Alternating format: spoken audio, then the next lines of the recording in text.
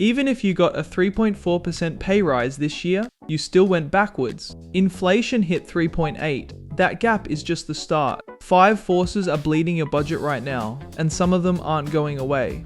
I've broken down the exact dollar cost of each one. By the end, you'll know which of these hits are temporary spikes you can ride out, and which are structural, because that changes every financial decision you make this year.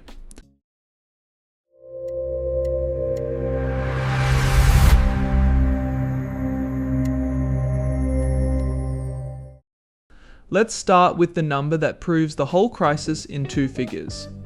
The wage price index showed annual growth of 3.4% in the year to December 2025.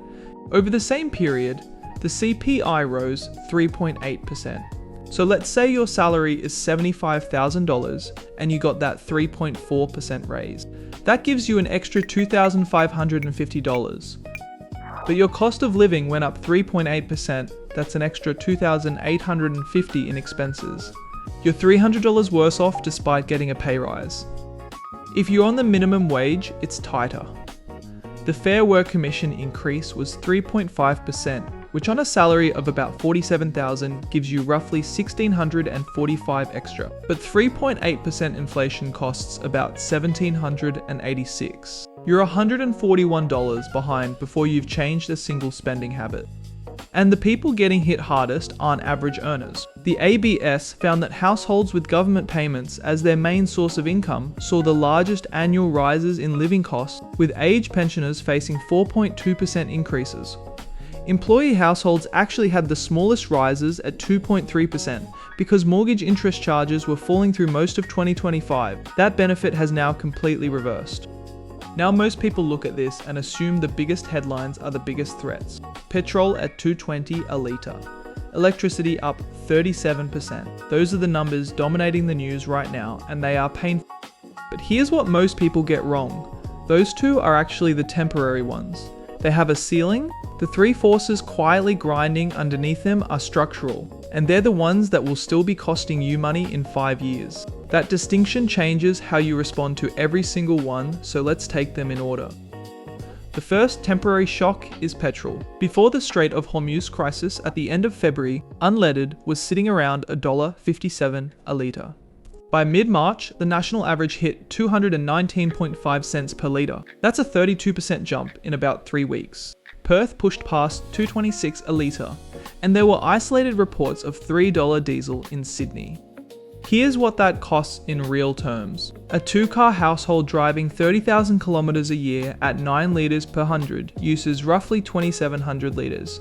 At $1.57, that was about 4,240 a year. At $2.19, it's roughly 5,913. That's an extra $1,674 a year that nobody budgeted for, $32 a week, gone. The reason this one is scary is how exposed we are. Australia imports about 90% of its refined fuel. We hold just 36 days of petrol, 34 days of diesel, and 32 days of jet fuel. And we're the only IEA member that consistently fails to meet the 90-day reserve requirement. The government has released a few days' worth from the strategic reserve, but this is a supply chain vulnerability, not just a price spike. The good news is that Brent crude has already pulled back from its peak of about $126 a barrel to around 103. Petrol will ease, but it's exposed a structural weakness that's been ignored for decades. The second temporary shock is your electricity bill. You might have seen the headline that electricity costs jumped 37% in the CPI. That sounds catastrophic, but most of that number is a statistical effect. Through 2025, the government's Energy Bill Relief Fund gave households up to $150 in energy bill rebates applied in $275 quarterly installments. Those rebates ended on the 31st of December 2025, so the CPI is now measuring the full price against last year's subsidized price. Strip out the rebate impact and underlying electricity prices rose about 4.9%. But the rebates are gone, and the government hasn't extended them into 2026. A household paying $350 a quarter was effectively paying about $275 after the rebate. Now you're paying full price plus underlying increases. That's roughly an extra $92 a quarter, close to $370 a year, and it hit all at once in January. Both of these shocks are real pain, but they have a ceiling. Oil prices are retreating. The electricity rebate comparison will wash out of the annual data by early 2027. The next three problems, they're not going anywhere. And the one that surprised me most when I ran the numbers is the one most people aren't even tracking. If that petrol calculation just reframed your budget, subscribe, because the structural stuff we're about to cover is what will actually determine your financial position over the next 5 years. Start with housing. National rents have surged 42.9% over the past 5 years, adding approximately $204 per week to the median rental value. For context, the 5 years prior saw rents rise by just 7.5%, about $33 a week. That acceleration is staggering. The median renter is now paying $681 a week nationally, in Sydney $817. Renters are spending a record 33.4% of their pre-tax income on rent, a third of your pay before tax, just to keep a roof. And the supply pipeline that's supposed to fix this is falling well short. The National Housing Accord targets 1.2 million new homes over 5 years. In the first 5 quarters, only 219,000 new homes were built, nowhere near the run rate of 280,000 a year that's needed. The National Housing Supply and Affordability Council forecasts just 938,000 dwellings during the Accord period. That's a shortfall of 262,000 homes. You cannot solve a rental crisis with 250,000 fewer homes than you need. Then there's the mortgage squeeze, and this one caught a lot of people off guard. The RBA cut rates 3 times in 2025, bringing the cash rate down to 3.6%. People refinanced. People stretched into bigger loans. Then inflation re-accelerated in the second half of the year, the Hormuz crisis landed, and the RBA reversed everything. They hiked 25 basis points to 3.85% in February, then another 25 to 4.10% in March in a split 5-4 decision. The RBA governor said it plainly: demand is outstripping supply and inflation was already too high. On a $600,000 mortgage with 25 years remaining, each hike adds about $91 a month. 2 hikes means $182 a month more, about $2,200 a year. On the average loan of roughly $736,000, each hike adds $118 a month, pushing monthly repayments to $4,410.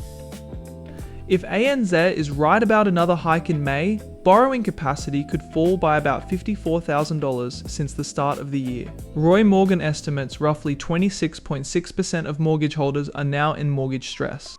A May hike could push that above 30%, the worst since the 2022 to 2023 hiking cycle. The last structural pressure grinds quietly in the background: insurance and groceries. Home insurance premiums are up about 51% in 5 years. The Actuaries Institute found that 1.6 million Australian households are experiencing insurance affordability pressure, up 30% in just 1 year.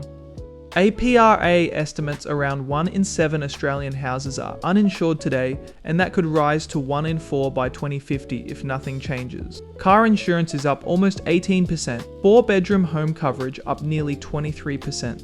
These aren't one-off jumps, they're compounding year after year. On groceries, food inflation is running at 3.4%, with the average household spending about $10,300 a year. The ACCC described Australia's supermarket landscape as an oligopolistic market structure in which Coles and Woolworths have limited incentive to compete vigorously with each other on price. A new excessive pricing ban targeting retailers with over $30 billion in revenue takes effect on the 1st of July 2026 that captures only Coles and Woolworths. Whether it actually moves prices at the checkout is an open question. So is the government doing enough to offset all of this? There are measures coming. From the 1st of July 2026, the 16% tax rate drops to 15%, saving the average earner about $268 in 2026 to 27. PBS co-payments have been cut from $31.60 to $25 per script. And the government is wiping 20% off all outstanding help debts. That's $16 billion in relief across 3 million Australians. These help at the margins. But $268 in annual tax relief doesn't offset $3,000 in extra mortgage costs, $1,600 in extra fuel, $370 in electricity, and rising premiums across every type of insurance you hold. Here's what I'd take away from all of this. 2 of the 5 forces, petrol and the electricity rebate cliff, are temporary shocks. They'll ease over the next 6 to 12 months. The other 3, housing supply, mortgage stress, and the compounding rise in insurance and groceries, are structural. They were here before the Hormuz crisis, and they'll be here long after oil prices settle. If you're making financial decisions right now, focus your energy on the structural side, refinance your mortgage if you can. Shop your insurance, seriously, quotes vary by hundreds of dollars. Build a buffer for rate hikes. The temporary shocks will pass. The structural problems are what quietly erode your position year after year. If this helped you see your budget differently, hit subscribe and drop a comment with the cost that's hit you hardest this year. I read every one. Check out one of these videos next. This is general information only, not personal financial advice. Please consider speaking with a licensed financial advisor before making any decisions.